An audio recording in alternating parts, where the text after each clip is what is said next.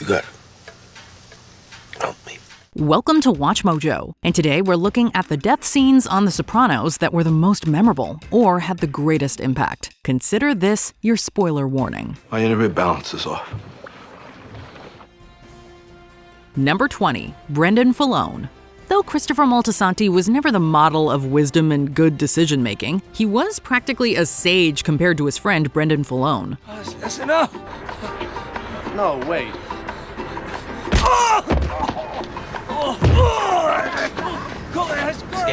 Scathed. In the first season, Christopher and Brendan get into some trouble after hijacking a truck. But while Christopher learns his lesson, Brendan decidedly does not. A subsequent stick-up has fatal consequences, and Brendan is caught off guard by Mikey Palmeri while taking a bath. Hi, Jack.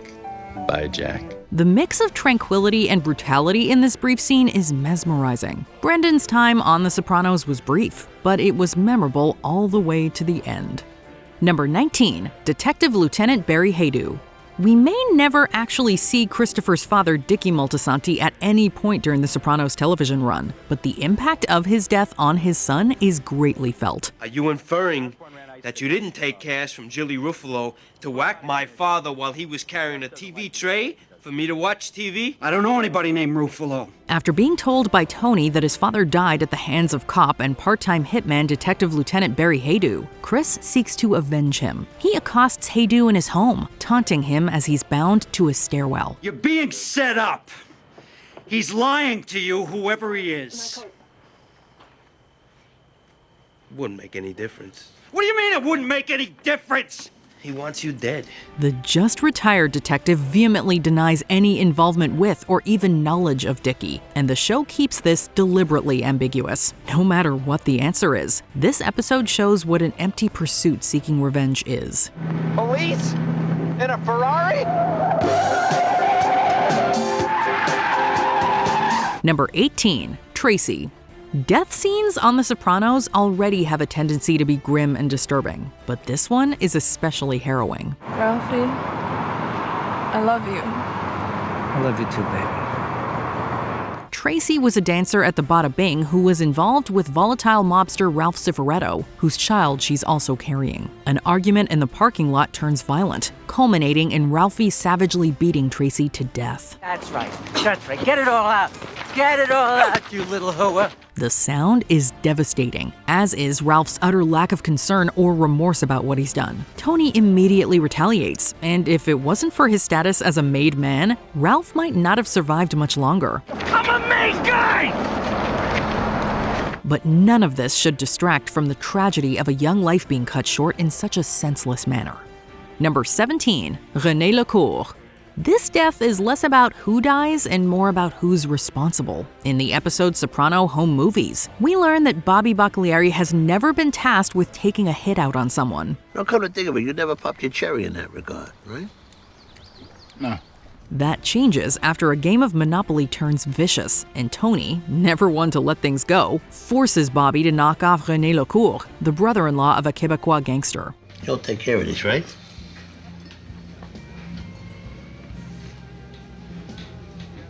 Sure. The business reason being a substantial discount on expired prescription medication. But the personal reason is Tony showing how he can and will exert his authority at any sign of disrespect. Though Bobby clearly does not want to go through with this, he also knows that he has no choice in the matter. Number 16, Bobby Bakary Sr. Speaking of Bobby, his father also found himself carrying out a hit at the behest of Tony Soprano's ego. After Mustang Sally attacks Vito's brother Brian, his godfather, Bobby Sr., agrees to take him out. I only stood up as a favor to his father. Well, I'm just saying, because this isn't the first time. You do whatever you gotta do. But the chain smoker is in poor health, with a recent lung cancer diagnosis. Tony refuses to budge, and Bobby Sr. carries out the hit. On the drive back, however, he's seized by a coughing fit and crashes his car after being unable to retrieve his inhaler in time.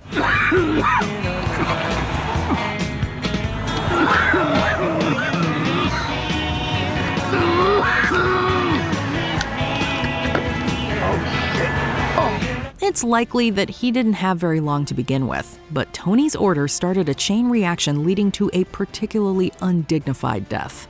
Number 15. Jackie Aprile Jr. DeMeo crime family boss Jackie Aprile Sr.'s life was taken by stomach cancer early in the series run, but he lived far longer and garnered much more respect than his son. I'm sorry.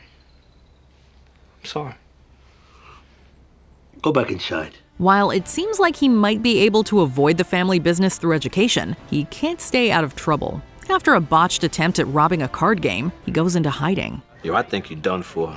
We just started. But it isn't long before Vito Spatafore catches him off guard. Jackie Jr. is dead before he even has a chance to realize what's happened. And this lack of alertness, along with many other shortcomings, exemplifies why Jackie Jr. wasn't cut out for the world his father thrived in. Number 14. Dominic Fat Dom Gamiello. Fat Dom is partially responsible for a tragic death we'll learn about later in this list. Hey, sorry to hear about your boy.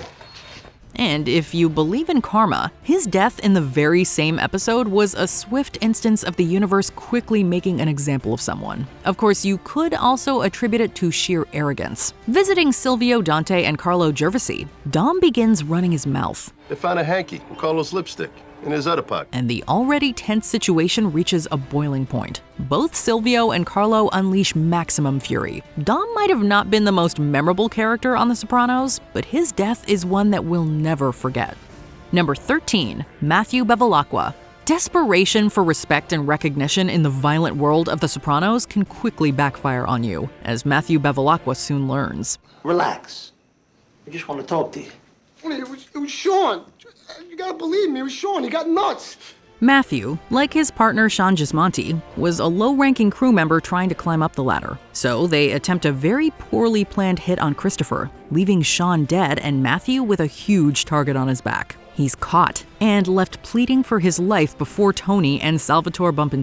Briefly, he seems to think he's received a reprieve, but right after, he's crying out in desperation for his mother. Oh, Mommy!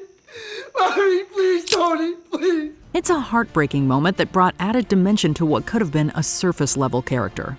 Number 12. Mikey Palmeri. It might seem hypocritical in a show full of unrepentant murderers and other criminals to mourn some deaths and celebrate others, but Mikey Palmeri wasn't exactly someone who deserved to be grieved. Yeah, okay, I think that I heard you already. Go take a Midol. As Junior Soprano's consigliere, he's loyal to no end, including helping him plan a hit on his nephew Tony. Unfortunately for Mikey, Tony survives.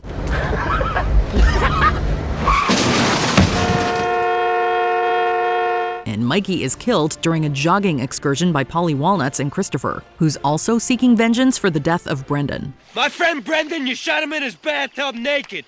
No chance to run. No, I swear to God, it wasn't me, it was Junior. He hated that kid, it was him. The two arguably go overboard in how much gunfire they unleash, but we can also understand just how much ire Mikey inspired in them. Number 11. Johnny Sack Sacrimoni. Lupertazzi crime family boss Johnny Sack was rarely seen without a cigarette, so it wasn't surprising that he died from lung cancer. While serving a 15-year prison sentence, Johnny learns of his diagnosis, and any hope of living as a free man again is effectively dashed. At this point, we're looking at stage 4 small cell carcinoma of the lungs. And this is not stage 5. That's correct. Unlike most others on this list, he has the privilege of dying surrounded by loved ones, with his family gathered around to help ease his suffering. Not ready to say goodbye, his beloved wife Ginny offers him a cigarette. You want a cigarette, baby? But immediately after, he's gone. Being a mob boss, Johnny Sack arguably wasn't a good person, but the poignancy of his death cannot be denied. Number 10. Fabian Petrulo. At its core, this show is about Tony balancing his duties to his family with his duties to the mob. Few episodes demonstrate this better than College. Oh yeah, did she like Bates? Because anything to get her off of this Berkeley kick. On a college road trip with Meadow, Tony happens to cross paths with an ex-member of the DeMeo family, Fabian Petrulo. Entering the Witness Protection Program after serving as an informant, Petrulo now goes by Fred Peters. He went into the witness protection program, then they kicked him out. Now he goes to colleges and gets paid all kinds of money to talk about what a big bad mafioso he was. Taking a break from parenting, Tony tracks Petrulo down and garrots him from behind. Although Petrulo was a one-shot character, his death reflects a facet of mob life. No matter where you go, the mob always catches up to you. You took an oath, and you broke it. This doesn't just apply to Petrulo, but also Tony, who can't go a few days with his daughter without whacking someone. Number 9. Vito Spatafore. Vito is another character who couldn't escape his former life, but unlike Petrulo, we came to empathize with Vito over multiple seasons. A closeted gay man, Vito is forced to go on the run after being outed. Right. Sure. Say hi to your wife. I'm serious. Sal, please. Don't say nothing, Sal! For a brief period, he's free to find love with a cook affectionately nicknamed Johnny Cakes. This isn't happily ever after for Vito, as he heartbreakingly leaves his lover and tries to slip back into his New Jersey life. I know, look. Not a word, not a note. What kind of person are you? I'm sorry. It's not that simple, however. Phil Leotardo, his wife's cousin, is infuriated to learn that Vito is gay and orders his death. One thing I do know. Vito has to be made to face his problems squarely. Although Tony makes arrangements, Fat Dom and Jerry Torchiano beat him to it. Vito committed numerous crimes, but being himself was not one of them, making his death especially tragic. Vito, he was found beat to death this morning in a motel in Fort Lee. My cop up there told me. Number 8. Bobby Bakary.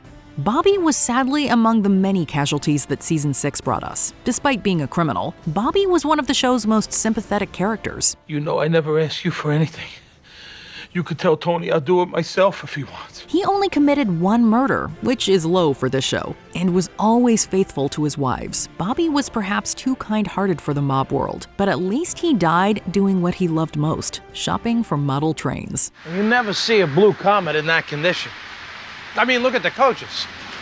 Every window still lights up. If that train still ran New York to AC, Atlantic City would be a much different place today. If only Bobby had his phone on hand, he would have gone to a safe house instead. The last pleasant sight he sees is a blue Comet train. The hope that this new toy represents is dashed as Bobby is gunned down, much to the horror of the audience, the fellow patrons, and the little folks on a train set. Bobby's dead. He's shot. Show's in the hospital. What happened? Could be several things. Number 7. Richie April.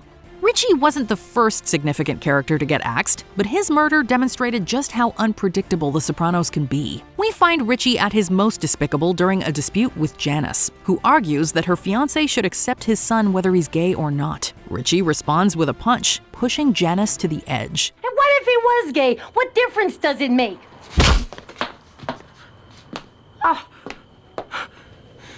As Janice goes for a gun, the hungry Richie isn't all that fazed. Likewise, the audience doesn't expect Janice to go through with it. That makes it all the more jaw-dropping when Janice shoots Richie mid-sentence, followed by another fatal shot to the chest. I'm in no mood for your...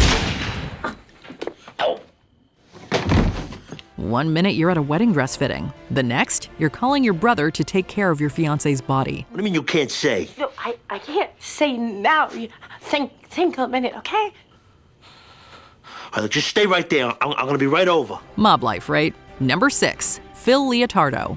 Vito's fate is just one of the reasons to loathe Phil Leotardo. We had to wait until the final episode for Phil to get his comeuppance, but better late than never. What's more, Phil couldn't have died in a more satisfyingly painful manner. Bye-bye. Wave bye-bye, Grandpa. Bye-bye, Pop-Pop. Say bye-bye. Bye-bye. At first, Phil's demise seems straightforward enough as he says goodbye to his wife and grandchildren at a gas station when Walden Belfiore sneaks up on him. Tell the goddamn pharmacist to call Dr. Iaconis.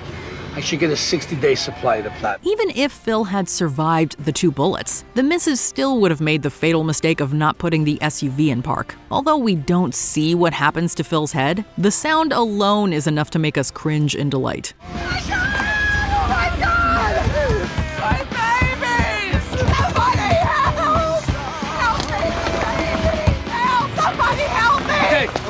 It is easily the best product placement for Ford we've ever witnessed. Number 5. Ralph Cifaretto. Ralph was such a destructive character that he was bound to face lethal retaliation eventually. We're kinda surprised he survived as long as he did. For all the human lives that Ralph took, it's a racehorse's demise that proves to be his undoing. The chick went up? Fire marshal says it looks electrical. They found pieces of a blown-out light bulb in a stall, and the hay was a natural accelerant. It's never confirmed if Ralph burned Palmeri's stable to collect the insurance, but Tony presumes he's guilty. Tony decides to confront Ralph, and in typical Sopranos fashion, things escalate quickly. Before Tony knows it, he's standing over Ralph's dead body and enlisting Christopher to help clean up the mess. Go to the drugstore. Get 2 pairs of surgical gloves, some bleach. Come to our friend's house. A contractor. We love how Tony initially plays innocent in front of Chris, although it's obvious what happened. The only thing more obvious is that Ralph was wearing a toupee this whole time. I don't wear a hairpiece! Number 4, Tony Blundetto. In any Deadpool, Steve Buscemi's characters are always a safe bet. Tony Blundetto is no exception. Tony B's death is etched in stone after he whacks Joey Peeps and Billy Leotardo. Turns out somebody got a look at the guy that did Joe Peeps. All they got so far, she's got a bad limp. One way or another, Tony Soprano knows his cousin is a dead man. Thus, he decides to do the deed himself, sparing Tony B from a slower, even bloodier demise while also keeping the peace. I want you to promise it'll be quick. I'm not gonna lie to you, Tony, I don't have to. Phil's gonna do it. And he'll do it his way. Although it's the best solution Tony can think of, it doesn't make this hit any easier. Tony B was a member of his biological family and his crime family, the two things that Tony cares about the most. It's tough watching him go, even if it was a little confusing having two Tonys around. Number 3, Salvatore Bump. Cats may have 9 lives, but the same does not go for cat burglars. After Richie died in the previous episode, it became clear that no character was off limits. Whereas Richie's death caught us off guard, Sal's demise had been building ever since he was revealed to be a rat.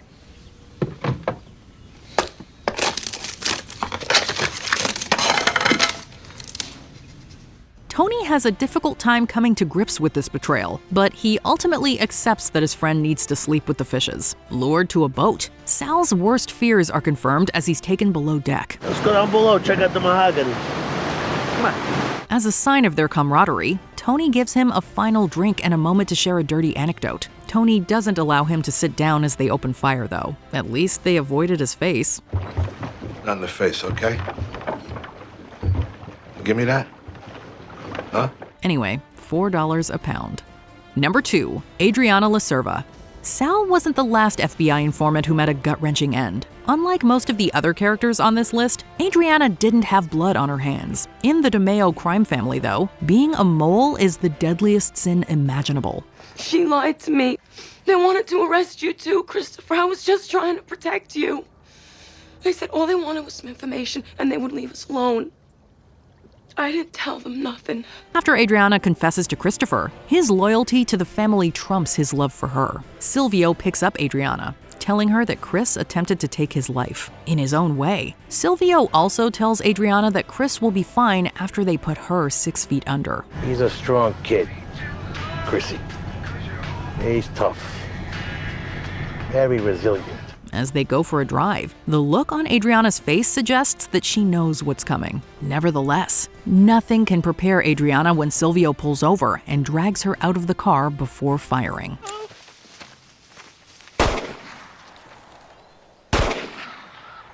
Before we continue, be sure to subscribe to our channel and ring the bell to get notified about our latest videos. You have the option to be notified for occasional videos or all of them. If you're on your phone, make sure you go into your settings and switch on notifications.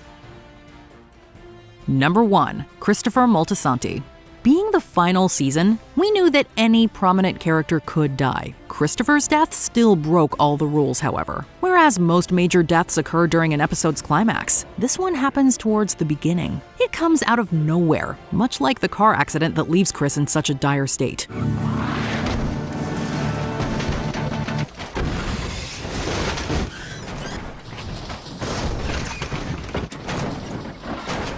The crash doesn't claim Chris's life, but his substance use disorder does. Seeing a destroyed baby seat in the back, Tony realizes that Chris's daughter would have died if she'd been there. You gotta get me out.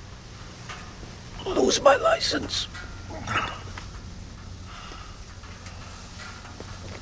For years, Tony looked after and defended his nephew, even when he was at his worst. Knowing that Chris will never stop using drugs, though, Tony gives little Caitlin a chance to live by suffocating her father.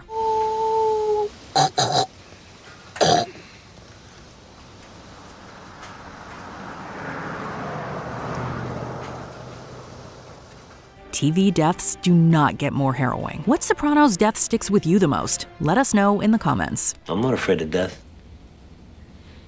Not if it's for something. Did you enjoy this video? Check out these other clips from WatchMojo, and be sure to subscribe and ring the bell to be notified about our latest videos.